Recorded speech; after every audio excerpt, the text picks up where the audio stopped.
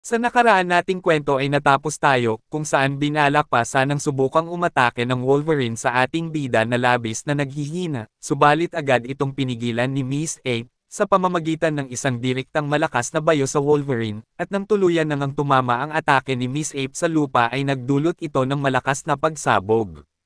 Dahilan upang tumilapon ang Wolverine sa di kalayuan, bagamat nagtamo ang Wolverine ng pinsala, muli na naman ito bumalik sa kanyang formation, kung saan makikitang wala itong balak umatras ng basta-basta na lang, mabilis na ngang sumugod ang Wolverine, at sa mga oras na ito ay ang punterya ng lobo ay ang Savage Ape na naging balakid sa plano ng lobong paslangin si Lin Yuan. Walang pagdadalawang isip na kinagat ng Wolverine ang binti ng Savage Ape, pero hindi naman dito nagpatalo ang Savage Ape, kung kaya ay agad itong naghanda ng atake. Pagkatapos ni Miss Ape ihanda ang kanyang atake, hindi na ito nagpatumpik-tumpik pa at agad niyang sinuntok ang lobo, subalit mabilis naman ditong nakatunog ang Wolverine kaya naman ay hindi ito tinamaan ng pamatay-atake ng Ancient Savage Ape. Pagkatapos ang lobo tumalon ng malakas, makikitang ang mga mata nito ay labis na namumula, bukod pa dyan ay ginamit rin ng Ancient Wolverine ang katawan ng malaking puno upang mabilis na muling makapagbigay ng atake sa Ancient Savage Ape. Mabilis ang lobong sumugod sa Savage Ape, at dahil sa bilis ng pangyayari, hindi na nagawa pa ni Miss Ape umilag, kaya naman ay ginawa na lang nito ang kanyang braso panangga sa mabangis na Ancient Wolverine. Hanggang sa tuluyan na ngang nakagat ng lobo ang braso ni Miss Ape kaya naman ito ay nag-alala. At habang naglalaban ang dalawang wild beast, mula sa kabilang banda naman ay team-team lang itong pinapanood ni Lin Yuan, labis-labis ang pasasalamat ng ating bida sa malaking tulong na nagawa ng Savage Ape para sa kanya, sa kadahilanang kung sakaling ang unggoy na ito'y wala, nakakatiyak ang ating bida na baka magtamo siya ng matindi sa lakas nitong lobo, sa isip-isip pa ni Lin Yuan na itong lobo'y napakahirap kaharapin. Bukod pa dyan, sinabi pa ni Lin Yuan na kahit na ang mabilis na Savage Ape ay hindi maalis ang kamay mula sa Wolverine. At habang patuloy lang na naglalaban ang Savage Ape at ang Wolverine ay hindi maitatangging humahanga si Lin Yuan sa husay at galing ng pamamaraan ng Ancient Wolverine, sa kadahilanang kapag ang kinakalaban nito ang gaya ng ating bida na malaki, gagawa ito ng pamamaraan na mahihirapan ang ating bida ipagtanggol ang kanyang sarili, kung saan ay hahampasin nito ang kanyang kalaban sabay atras kaya naman ay hindi na ang ating bida nakakaganti pa sa pamamagitan ng pisikal na pag-atake.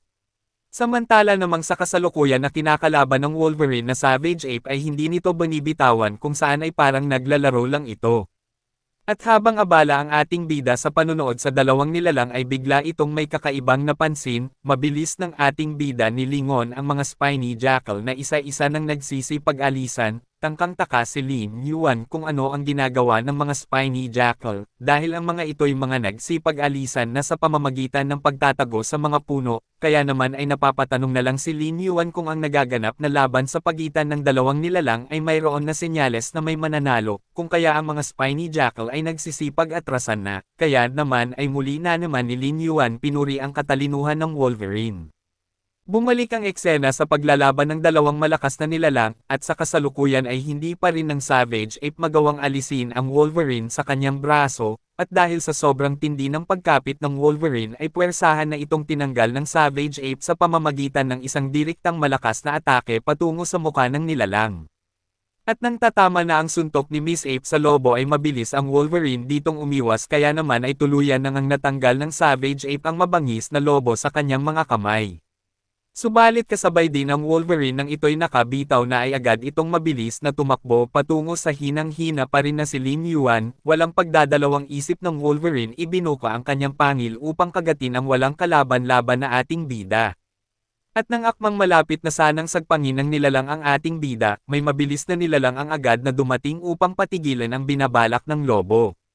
Hindi ng Savage Ape pinahintulutan ng Wolverine na atakihin si Lin Yuan, sa kadahilanang ang karibal ng Wolverine sa ngayon ay ang Savage Ape. Matapos ni Miss Ape mahuli ang Wolverine, hindi na niya hinayaan pa itong makagawa ng paraan upang makatakas, at agad niya itong pinaikot ng mabilis na tila mo ay may isang buhawing nabubuo sa kanilang pagitan.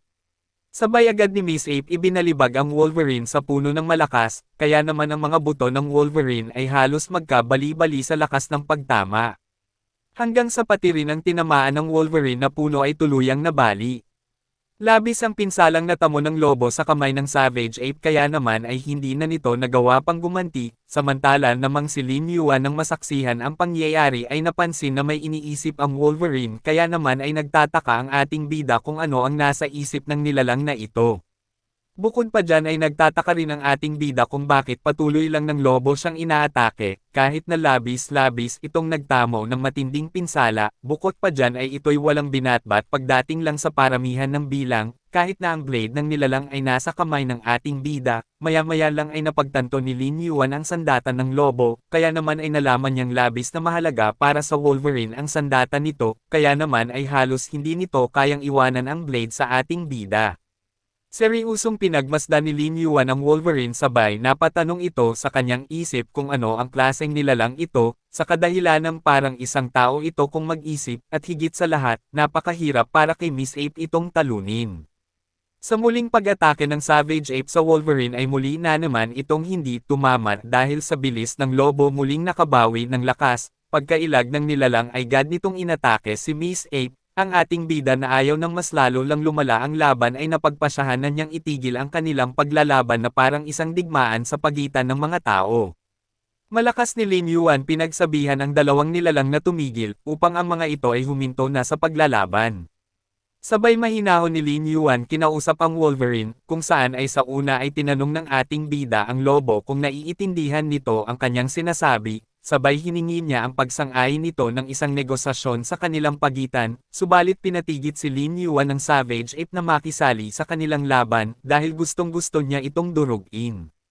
Ngunit sa huli ay kumalma rin si Miss Ape nang sabihan ito ni Lin Yuan na hindi lang sila nagkakaunawaan dahil hindi sila inaagawan ng lobo ng pagkain o kahit ang kanilang teritoryo, kaya naman ay mabilis na tumino ang Savage Ape sa mga ilang salita ng ating bida dahil may punto ang lahat ng sinabi nito. Sa isip-isip ng ating bida na kaya siya ay naiintindihan ng Savage Ape ay dahil sa kinain nito ang shape-shifting fruits, kaya naman ay naiintindihan nito ang kanyang mga sinasabi ng malinaw. Subalit para naman sa Wolverine ay hindi pa ng ating bida ito nalalaman, ngunit ganun pa man, malaki ang tiwala ni Lin Yuan na ilang pagpapaliwanag lang ay malalaman rin ng Wolverine ang kanyang nais ipahiwatig, sa kadahilanang nakatitiyak si Lin Yuan na nakatagpo na ito ng ilang mga tao sa islang ito, at sa huli ay tuluyan nang ang kinausap ni Lin Yuan ang Wolverine, sinabihan niya ito na batid niyang mahalaga para dito ang sandata nito, sabay turo sa blade ng kanyang kamay, upang mas lalong maintindihan ng lobo ang nais niyang ipahiwatig. Dagdag pa ng ating bida na sa oras na makuha na ng Wolverine ang pag-aari nito ay humingi si Lin Yuan ng kapalit, at ito ay ang mahinahon nitong paglisan, at habang nagpapaliwanag si Lin Yuan ay makikitang mukhang medyo naiintindihan naman ng Wolverine ang nais ng ating bida kaya naman ay hindi na ito muling umatake, at nang umalma na ang sitwasyon ay itinuloy pa ng ating bida ang paliwanag, sinabihan ni Lin Yuan ang lobo na kukunin niya agad ang sandata sa pamamagitan ng pagtulong ng Savage Ape na hugatin ito sabay kumpas ng kamay sa kanyang kasama. Bagamat medyo hindi sang-ayon dito ang Savage Ape ay wala naman itong nagawa pa at sumunod na lang ito sa nais ng ating bida, at nang akmang bubunutin na sana ni Miss Ape ang blade sa likod ni Lin Yuan ay bigla itong natigilan, dahil bigla nang umiyak si Lin Yuan sa labis na sakit nitong nararamdaman, dahil ang kanyang dugo ay muli na naman tumatagas. Sabay tinanong pa ni Lin Yuan si Miss Ape kung gusto ba nitong mamatay siya sa labis na kaubusan ng dugo, at pagkatapos ng lobo maintindihan si Lin Yuan na labis dumadanas ng pagkaubos ng dugo ay kinuha nito ang atensyon ng dalawa, sa pamamagitan ng malakas na pag-alulong, sabay kumuha ito ng lupa upang ito ay itakip sa kanyang sugat kaya naman ay nagka-idea na ang ating bida kung ano ang gusto ng Wolverine na sabihin.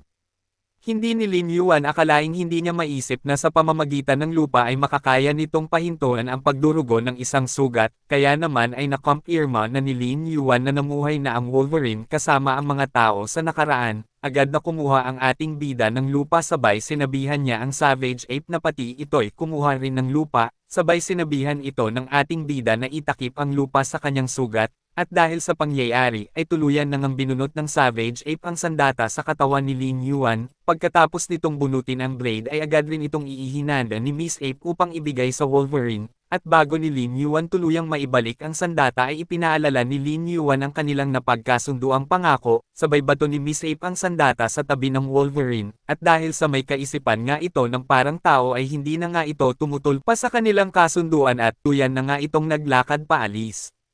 Sa kabilang banda naman habang taas noong naglalakad paalis ang Wolverine, makikitang may isang nilalang ang nanunood sa nagaganap na negosasyon, at ang nilalang na ito'y labis na nasa sabik makuha ang spiritual core ng Ancient Savage Ape.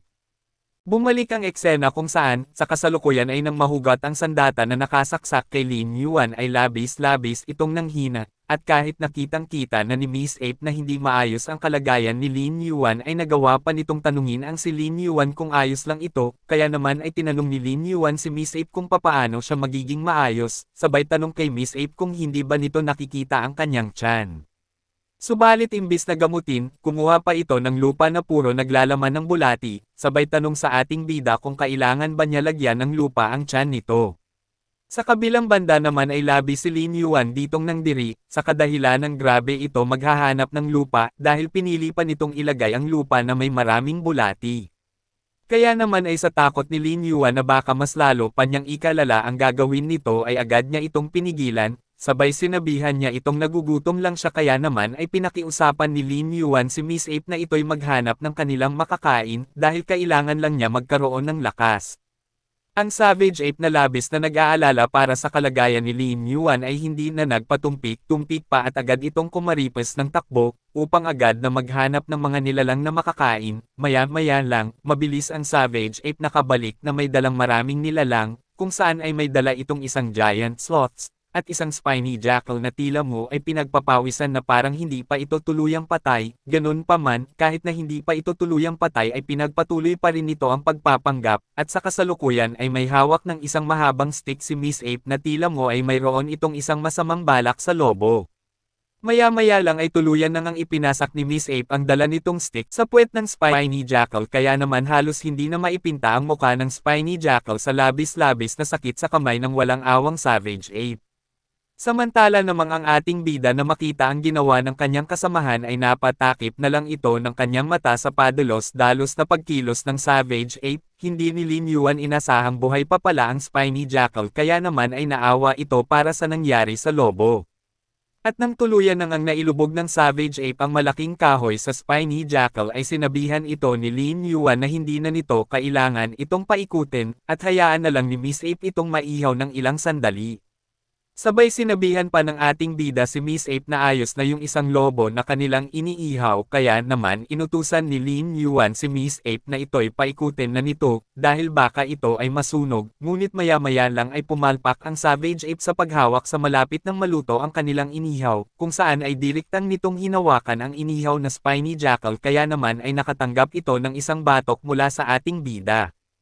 Maya-maya lang matapos ni Miss Ape hawakan ang kahoy sa maling pamamaraan ay biglang nasunog ang kamay ni Miss Ape kaya naman ay labis-labis ang pag-aalala nito, at dahil sa kapalpakan ng babae ay sinabihan ito ni Lin Yuan pinagsabihan na niya itong wag hawakan ang nagliliyab na kahoy, kaya sinisi ni Lin Yuan ang Savage Ape na ito ang may kasalanan sa pangyayari. Bukod pa dyan ay nanglumo pa si Lin Yuan dahil ang mga inihaw nila ay nalaglag pa sa lupa, kaya naman ay napasabi na lang si Lin Yuan na mas mahihirapan siya sa babaeng ito na turuan sa pagluluto na kinakailangan pa ng maraming pagsasanay upang ito ay tuluyang matuto. Maya-maya lang ay kinuha na ni Lin Yuan ang inihaw na spiny jackal, at nang ito ay kanyang tikman, hindi niya nagustuhan ang lasa sa kadahilan ng labis itong nasunog, at bukod pa dyan ay dahil sa pagkahulog ng karne sa lupa ay maraming lupa ang dumikit sa kanyang inihaw. Ngunit ganun pa man, wala naman ang ating bida ditong magawa dahil sa kailangan niya ng evolution points, kaya naman ay wala itong paraan upang ito ay tanggihan, at kahit na ito'y sunog, pilit ng ating bida itong kinain, kung saan ay nakatanggap siya dito ng tig 300 evolution points sa bawat kanyang pagkain. Samantala namang sa kabilang banda, makikita ang Savage Ape na sarap sa kanyang kinakain, bagamat ito ay sunog ay wala naman ditong pake ang babae, kaya napasabi na lang si Lin Yuan na mukhang hindi mapili ang patay gutom na ito, maya-maya lang ay napukaw ang atensyon ng ating bida sa abiso ng sistema, kung saan ay naglalaman ito ng isang mensahe, dahil ang sistema ay nakadetect ng pinsala sa ating bida ay ginawa nito ang evolution point na nakuha ni Lin Yuan na pampagaling sa mga pinsalang natamo ng ating bida, sabay maya-maya lang ay biglang gumaling lahat ng sugat ng ating bida na tila mo ay walang digmaang naganap sa halos ikamuntik na niyang ikamatay. Ang ating bida ay labis na mangha sa kanyang kasanayang devouring na talagang kapaki-pakinabang, dahilan upang lahat ng kanyang sugat ay puwersahang naglaho. Sabay naalala ni Lin Yuan ang nakaraan niyang naganap na laban, kung saan ay tinalo niya ang isang grupo ng mga Terrasor gamit-gamit ang kanyang ataking Furry Breath, maging ang naganap na laban nila ng Savage Ape, inakala ng ating bida na ang pagiging isang halimaw ay nangangahulugan bilang isang hindi magagaping nilalang. Inakala rin ni Lin Yuan na ang kanyang Furry Breath ay kayang patayin ang kahit anong nilalang, kaya naman ay inasahan ng ating bida na walang maglalakas loob na siya ay kalabanan, subalit hindi niya inaasahang na mayroong nilalang na darating na gaya ng Boombird at Wolverine na magbibigay sa kanya ng isang matinding leksyon. Naisip pa ni Lin Yuan na base sa mga sinabi sa kanya ni Miss Ape na ang magulang nito ay nakipagtulungan sa maraming halimaw upang hamanin ang hari ng mga Carrion Gecko. Subalit ang lahat ay nabigo itong talunin, kaya naman ay napakalayo pa ng ating bida upang ito ay humarap sa malaking nilalang, dagdag pa ni Lin Yuan na mukhang kailangan niya pang kumain at ibili ang marami pang evolution points. Bukod pa dyan, habang kumakain si Miss Ape ay napansin ng ating bida ang paglakas nito matapos nitong kainin ang life fruits. Kaya naman ay kung ang ating bida ay muling makatatanggap ng prutas galing sa sistema, balak muli ito ng ating bidang ibabahagi kay Miss Ape, sa kadahilan ng napakarami nitong itulong sa kanya sa iba't ibang paraan. At kung patungkol sa mga katulong ay bigla si Lin Yuan nakaisip bagong paraan. Tinanong ni Lin Yuan si Miss Ape kung nasaan na napunta yung ibon matapos niya itong tamaan ng kanyang Furry Breath. Agad naman itinuro ni Miss Ape kung saan ay ikinumpas niya ang kanyang kamay sa lokasyon kung saan ito bumagsak. At nang malaman ni Lin Yuan ang lokasyon ng ibon ay mabilis itong tumakbo patungo doon, at habang nagniningning ang mga mata ay labis-labis itong nasiyahan dahil ilang oras na ang lumipas ay tahimik lang ang ibon, kaya naman inakala ng ating bida na ito'y namatay kaya naisip ito ng ating bida na lutuin, dagdag pa dyan ay wala na ang Wolverine kaya maari nila itong pagtulungan ni Miss Ape. At habang iniisip ni Lin Yuan patungkol sa evolution points ay labis itong nasasabik sa kanyang makukuhang evolution points, bukod pa dyan ay napatanong pa si Lin Yuan kung magkakaroon ba siya dito ng panibagong kasanayan. Lumipat ang eksena kung saan ay tuluyan na nga silang nakarating sa lokasyon ng pinagbagsakan ng ibon, at sa kanilang pagdating, ang kanilang tanging nadatnan ay ang bakas lang na naiwan ng Boombird nang ito ay bumagsak sa lupa. Matapos nilang masaksihan ang buong pinagbagsakan ng ibon ay nagtataka ang ating bidang napatanong kung bakit ito ay walang laman. Hindi lubos akalain ni Lin Yuan na biglang nawala ang Boombird, sa kadahilanang kung sakaling ito ay tumakas ay kahit papaano'y kanila itong malalaman. Dagdag pa ni Miss Ape na walang narito nung siya ay naghahanap ng makakain. Maya-maya lang ay dumating si Kun sa eksena upang bigyang kalinawan ang katanungan ng ating bida, kaya naman ay tinanong ito ni Lin Yuan kung ano dito ang ginagawa nito, subalit pinatigil lang ni Kun si Lin Yuan, sa kadahilanang nararamdaman nito ang alo ng enerhiya sa lugar na ito na nagbago sa pagiging isang taong nilalang. Matapos ng ating bida marinig ang binitawang mga salita ni Kun ay labis itong nagulat sa isiniwalat ni Kun. Tinanong pa ng ating bida ito kung ang ibig bang sabihin nito'y ang Boombird ay nagbagong anyo sa pagiging sangkatauhan. Maya-maya ay ang pagkagulat ng ating bida ay napalitan ng pagkaseryoso, dahil malinaw na sa kanya ang dahilan kung bakit ito ay nawala ng hindi nila nalalaman, subalit kung ito ay magbabago bilang tao, kailangan itong magbago sa pamamagitan ng shape-shifting fruits galing dito. Sabay tanong ni Lin Yuan kay Kun kung tama ba siya. Samantalang sa una ay nagmaang-maangan pa si Kun sa pamamagitan ng pagsasabi sa ating bida na wala sa kanyang magagawa ang Boombird. Bukod pa dyan ay sinabi pa ni Kun sa ating bida na siya ay tapat kay Lin Yuan, kaya naman ay papaano niya pagsisilbihan ang pangit na ibong iyon. Subalit dahil sa mga sinabi ni Kun sa ating bida ay mas lalo na itong nabisto ni Lin Yuan, sa kadahilan ng labis ditong nainis ang ating bida dahil sa totoo lang ay wala itong pakialam sa kanyang buhay, ngunit maya-maya lang ay biglang seryosong sinabi ni Kun sa ating bida na mayroon isang bagay ang labis siyang may pakialam. Tinanong ni Kun si Lin Yuan kung naaalala pa ba nito ang una nilang paglalaban ng ibon, kung saan ay kinuha nito ang core ng isang hubad na tao upang pagalingin ang kanyang sariling sugat. Sinagot naman ito ng ating bida na naaalala niya ito kaya tinanong ni Lin Yuan si Kun kung ano ang problema doon, pinagpatuloy pa ni Kun ang paliwanag kung saan ay sinabihan na niya ang ating bida na ang shape-shifting fruits ay maaaring itong kumpara sa pinagmulan ng buhay ng halimaw na naging isang core na ang ibig sabihin ay kinain ng ibon ang core para sa paggamot gaya ng ginawa ni Lin Yuan na pagkain upang pagalingin ang sarili nitong sugat. Matapos ni Lin Yuan marinig ang paliwanag ni Kun ay labis itong nagulat sa isiniwalat ni Kung impormasyon, at habang nakikipag-usap ang ating bida kay Kun, sa kabilang banda naman dahil hindi ng Savage Ape nakikita ang sistema ay parang nagmamuka si Lin Yuan ditong baliw, kaya naman ay nagtataka si Miss Ape kung anong problema kay Mr. Dragon. Napatanong na lang si Miss Ape na matapos ni Lin Yuan makalaban ang Wolverine ay bakit ito nakikipag-usap sa kanyang sarili.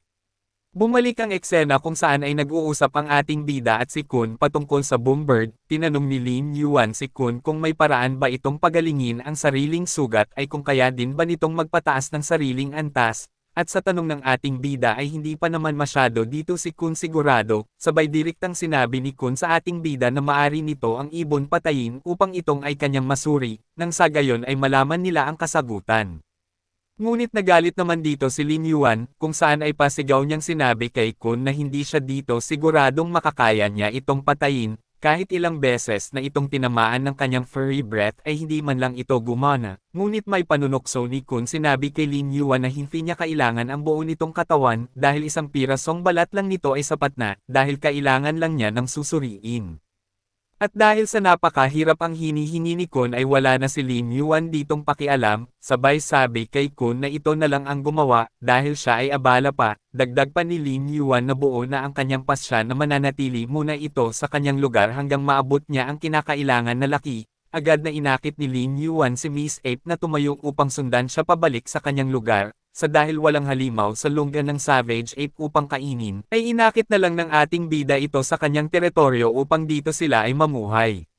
Samantala namang, ang Savage Ape na tanging nasa utak lang ay pagkain, tinanong nito ang ating bida kung marami ba talagang halimaw sa lugar nito, at sa tanong ni Miss Ape ay kumpiyansadong sumagot si Lin Yuan kung saan ay sumang-ayon ito sa sinabi ni Miss Ape, ngunit sa isip-isip ni Lin Yuan ay labis itong natatawa sa mga halimaw na kanyang iniwan, dahil nagdala pa ito ng isang nilalang na patay gutom, kaya naman ay labis nang nasasabik na dito ang ating bida na makita ang mga muka ng mga ito sa oras na malaman na mga ito ang kanyang pagbabalik. Makalipas ang isang linggo, mula sa kuweba ng ating bida ay lumabas ito na tila ay nasa maayos itong gising.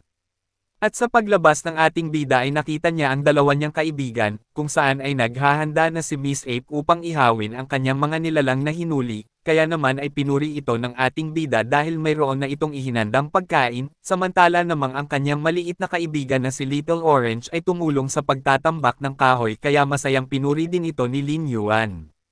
Maya-maya lang ay tinapon ni Lin Yuan ang mga nahuli ng Savage Ape na gagamba, pinagsabihan ni Lin Yuan si Miss Ape na ilang beses na niya itong pinagsabihan na wag itong mag-uwi ng gagamba, sa kadahilan ng bagamat hindi nito sila masasaktan ay pangit naman ang lasa nito. Matapos ni Miss Ape malaman ang dahilan ay agad niya itong isinulat sa kanyang notebook, kung saan ay seryoso nitong itinala ang lahat sa kanyang notebook ang mga sinabi sa kanya ng ating bida.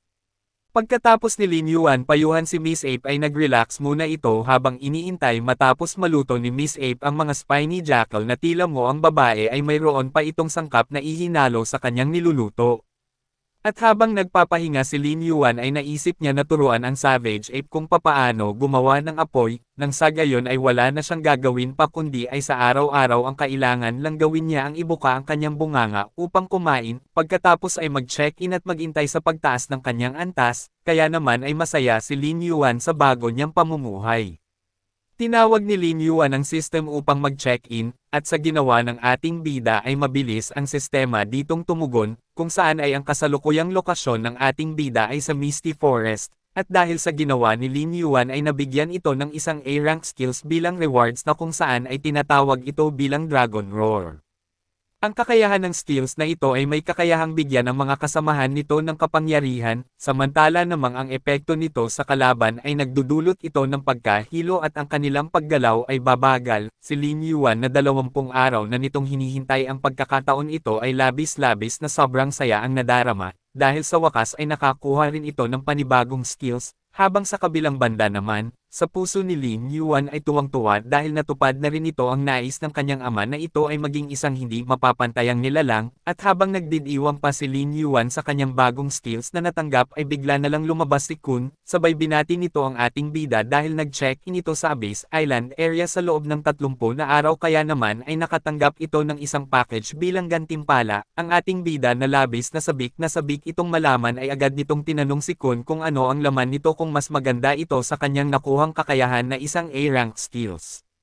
Hindi na ni Kun pinag-intay pa si Lin Yuan at mayabang nitong sinabi sa ating bida na ito'y isang pinaghandaang regalo, kung saan ay hindi ito maikukumpara sa nakuha ni Lin Yuan na A-rank skills at pati sa mga nakukuha ni Lin Yuan na regalo sa sistema. Maya-maya lang ay tuluyan nang pinakita ni Kun ang regalo nitong tinutukoy, kung saan ay dahil sa hindi si Lin Yuan tumigil mag-check-in sa loob ng isang buwan, dagdag pa ni Kun na ang iba pang mahalagang tungkulin ay nagbukas para sa ating bida kasama ang bilihan sa sistema at mapa. Samantala, binigyan ng sistema ang ating bida ng 300,000 evolution points. Matapos ni Lin Yuan matanggap ang bigay ng sistema ay nagningning ang mga mata nito na tila mo ay gusto na niyang subukan ang kanyang bagong mga nakuhang kayamanan sa sistema. Hindi na nagpatumpik-tumpik pa si Lin Yuan at agad niyang inutusan si Kun na buksan ang system store upang makita niya ang mga tinda nitong kayamanan. Abangan sa susunod nating kwento, kung saan ay bubuo si Lin Yuan ng isang monster training camp, at ang una niyang magiging estudyante ay ang Savage Ape. Sa una ay wala pa ditong interesado ang Savage Ape ngunit sa pamamagitan lang ng isang bagay galing sa kanyang sistema ay madali lang niya itong mapapasunod.